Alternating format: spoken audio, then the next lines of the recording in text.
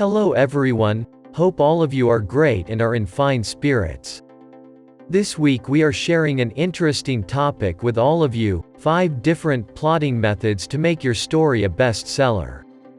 If characters are the heart of the story, then the plot is the soul of a story. In no way you can approach your plot casually. There are different narrative methods that the best story writers use in their novels as identified by famous scholar Joseph Campbell. Let's try to understand them one by one. 1. Narrative using hero's journey.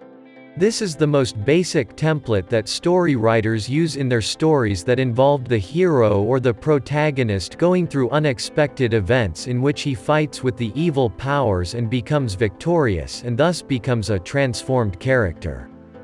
The hero's journey is broadly categorized into 3 acts. 1. Departure or separation.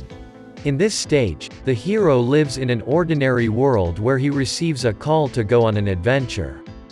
The hero initially is reluctant to go to call but eventually guided by a mentor. 2. Initiation.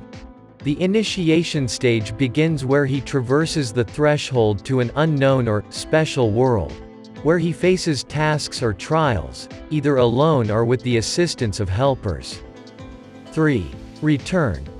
In the return stage, the hero comes back into his ordinary world with the treasure or reward he finds in the above stages, which he may now use for the benefit of his fellow man. The hero himself is transformed by the adventure and gains wisdom or spiritual power over both worlds. One thing to note about the hero's journey is that it does not apply only to fantasy or adventure stories but to other genres as well. 2. Narrative using the beat template. This is another way of narration, in which the entire narration is divided into stages. Let's understand it better with a romantic story. Stage 1. A. Introduction of the protagonist. B. The protagonist meets his or her love interest. C. The love characters are forced to spend time together. Stage 2. A. Character are bound to get together, that may include physical intimacy. B. Protagonist individual interests or desires conflict with the relationship. C. Crisis. In crisis the relationship ends and leads to disaster. Stage 3. Climax. In which individual sacrifices has to be made to save the fulfilling relationship and thus the story proceeds towards the ending. 3. Narrative using pantser. This is also an interesting way of narration. A pantser is a writer who writes without planning, whereas a plotter prepares beforehand with extensive outlines. The word pantser comes from the saying to do something by the seat of your pants, meaning with little preparation. This technique of narration has its own advantages. 1. You can address the fears of your character. 2. You can change your story at any given point of time without thinking much of the cause and effect that usually happens while creating plot arcs. 4. Narrative using Snowflake method. This method was first introduced by Randy Angermanson. It involves starting simple and then adding layers to your story.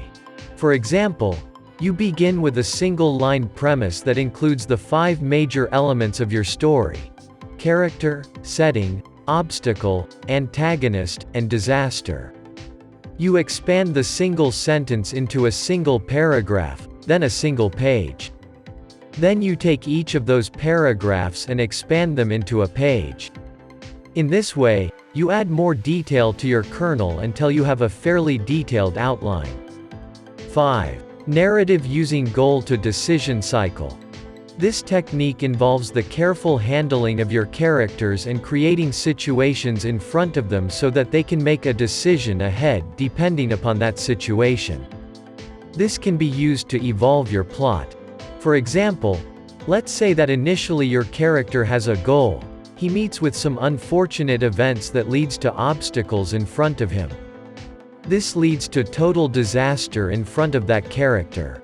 Now how that character reacts to that disaster will move your plot ahead, and depending upon his decision or reaction, he may or may not have newer goals.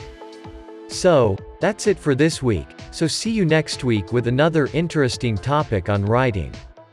See you soon, and don't forget to subscribe to your channel to get all the latest updates on writing.